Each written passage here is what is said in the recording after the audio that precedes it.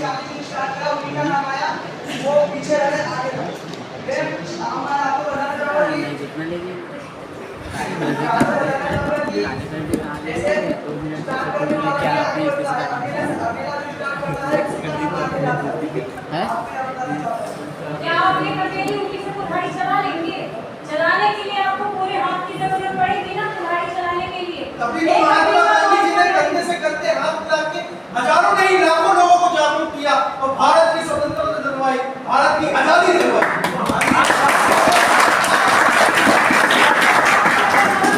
ये काम हो जाता तो आज इतने वीर हमारे बलिदान पे नहीं चढ़ते। ये नरम ऐसा प्यारी बात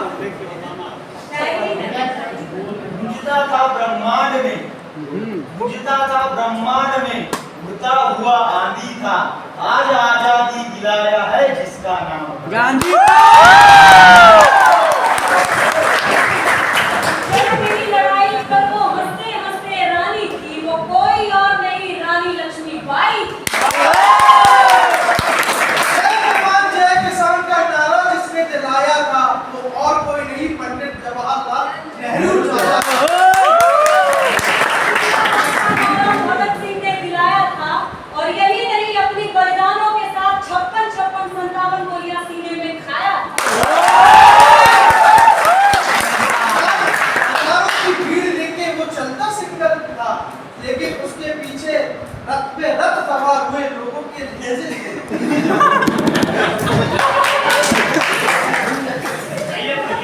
क्रांतिकारियों ने इतनी चिंगारी जलाई है, वो चिंगारी हमारे क्रांतिकारियों की थी। वो चिंगारी जलाई हमारे नेताओं ने, जो उनकी कुर्बानी थी, और हंसकर यूं लटक गया फांसी पर वो भगत सिंह, उनकी कुर्बानी थी।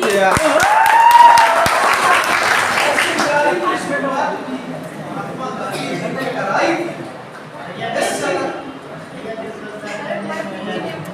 टोंक दे थोड़ी बात है बीच में। अगर आपकी महात्मा गांधी से लड़ाई हमें 100 साल या 200 साल पहले मिली होती तो ऐसे वीर भक्तों का इतिहास न रचा गया होता। आज भी सबने उठा के अब देखिए ऐसे वीर भगत सिंह, रानी लक्ष्मीबाई, सुभाष चंद्र बोस, जिन्होंने बम फेंके। यदि यह कार्य प्रेमपूर्ण होता तो ऐसे क्रांतिकारियों को फांसी पे न चढ़ना होता। मगर अपनी क्रांति से उन्होंने आजादी नहीं करा पाया। क्यों? क्योंकि वो आजादी के पहले ही जा चुके हैं। ऐसी आग चिंगारी धड़कन दिल में उन्होंने जगाई है, उनके मरने के बाद उन्होंने इतिहास रचाई। महात्मा गांधी को दुनिया में पूजा जाता है, राष्ट्रपिता के नाम से पूजा जाता है और आज भी हम याद करते हैं। आज राष्ट्रपिता महात्मा गांधी का हर जगह चर्चा पंचम लहराया जाता है। वही डॉक्टर भीमराव अंबेडकर का भी लहराया जाता है। जरूरी नहीं कि नरम दल के नेता ने कुछ नहीं किया। अरे नरम दल के नेताओं के साथ पूरी जनता झूठी थी, नरम दल के नेताओं के साथ पूरी जनता साथ दे रही थी। कौन ज्यादा जल्दी से मरने को, अरे कौन ज्यादा जल्दी से मरने को, सबको जीने की पड़ी है। और यूं ऐसे कोई नहीं मर जाता, क्योंकि सबको और आगे निपटने की पड़ी है। वही नेताओं ने जीते गए, आजादी का परचम लहराते गए। और जो नरम दल के नेता थे, 4 लोग थे, 5 लोग थे, 8 लोग थे। नरम दल के नेता थे इतने थे जिनके पीछे सैलाब था। एक धीरे धीरे उनका प्रेम भाव से अगर हमको आजादी मिलेगी तो 100 साल से 200 साल तक रहेगी। अगर वही आक्रमण से हो जाएगी उसी समय देश नष्ट हो जाता। न हम होते, न तुम होते, न हमारे बीच ये सभा होती।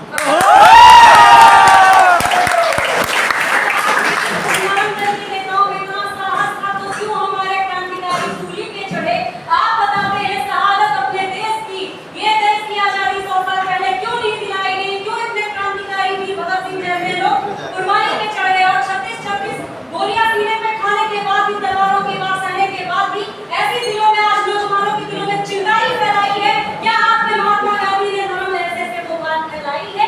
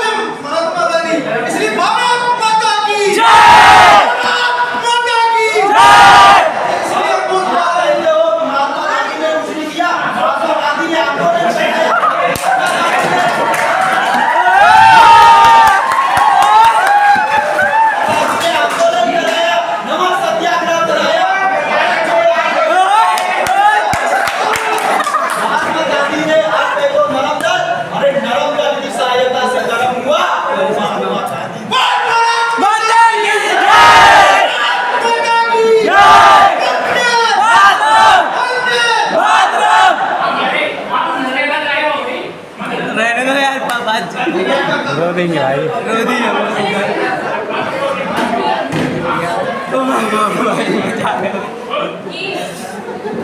भारत वीरों की भूमि है, यहाँ पर जांच की जाती है, ली जाती है, यहाँ क्या कहते हैं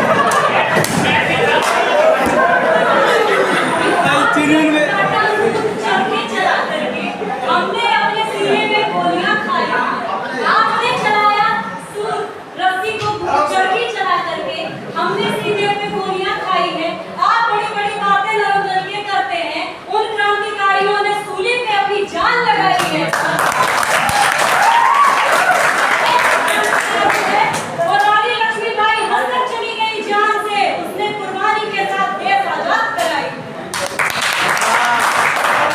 दीवार से न गुलाबी की धार से अगर नाव चलती है तो एक छोटी सी पतवार से।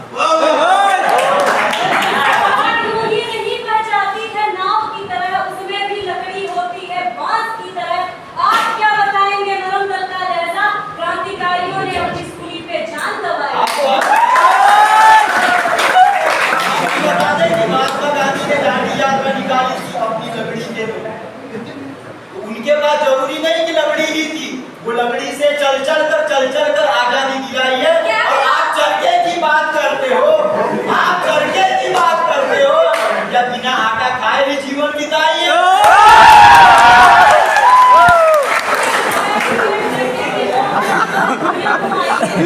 पॉइंट है भाई। जान की बाजी लगा करके देश को जिताया है।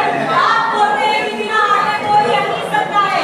जब तक सूली पे अगर आटा के काम पे हो जाता तो कोई इतने वीर भगत शहीद न हुए होते। अगर एक लाठी पे काम चलता तो कोई तलवार नहीं उठाता। तलवार उठाने वाला भी मजबूर हुआ है क्योंकि लाठी काम नहीं आई। से ये काम लिया जाता है। अगर गांधी जी उस समय इनके जैसे कलमदार का नेता हो जाता, भाई 4 दिन चलता, 5 दिन चलता, चौथे दिन ही बन जाता। सही बात।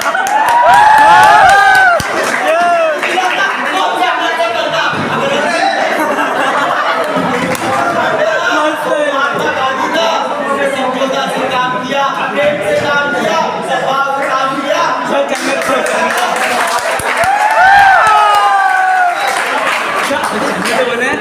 ये नाव आपकी पतवार पे चलती, यदि समझदारी से आपकी नाव पतवार पे चलती तो हमें तलवार न उठाना पड़ता। अगर महात्मा गांधी की प्यार से समझ जाते बातें तो क्रांतिकारियों को सूली पे न चढ़ना।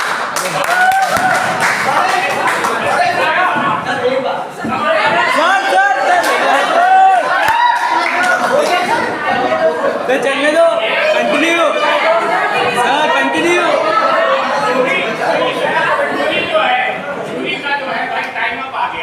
अरे यार नहीं 3 मिनट था, आपको 7 मिनट चल चुका है।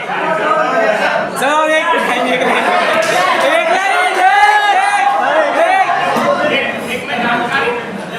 एक जानकारी दे दूं भाई। फर्स्ट ईयर जो आई है, अभी इसके पहले एक बैच था सीनियर, जो आपके सुपर सीनियर जो निकल गए भाई। आज मुझे इस बच्चे की याद आ गई, वो भी उसने इनको सबको ऐसी ट्रेनिंग दे दी। वो खड़े खड़े जो है वो बनाता था कि बच्चा था भाई, है ना, वो यहाँ खड़े खड़े जो है ऐसे बना देता था। प्रतिका जो है इसको पता नहीं है कि वो बोल क्या रहे, हमें भी मालूम, इन्हें भी नहीं मालूम, पर एक नई ट्रिक दे गया वो बच्चा कि आप देखो, आप यहीं खड़े होकर के भी कुछ ना कुछ नया कर सकते हैं, है ना। अब इनसे आप उसी राइट है भाई। ये फाइनल में है, इनमें से बहुत से लोग जो है फाइनल में है, सेकेंड ईयर में 1 साल 2 साल में चले जाएंगे। तो आप भी इस स्टेज तक आए, जो मजा वहां से बैठ करके ताली बजा रहे हैं, है ना, इस स्टेज में दूसरों को ताली बजवाएं, राइट है। इसलिए भाई अच्छा, इसके साथ साथ भाई बहुत समय तक चला, बढ़िया था। बीच में मधु कुछ कह रहे हैं कि मधु को बोलने का अवसर नहीं मिला। मधु क्या कह रही थी भाई, हम सुनना चाहेंगे, क्या कह रही थी? ये बोल रही थी कि भारत सदियों से वीरों की भूमि है, कुरुक्षेत्र है, यहाँ युद्ध ही होते हैं। हाँ, बैठ के चरखा चलाने से काम नहीं चलता।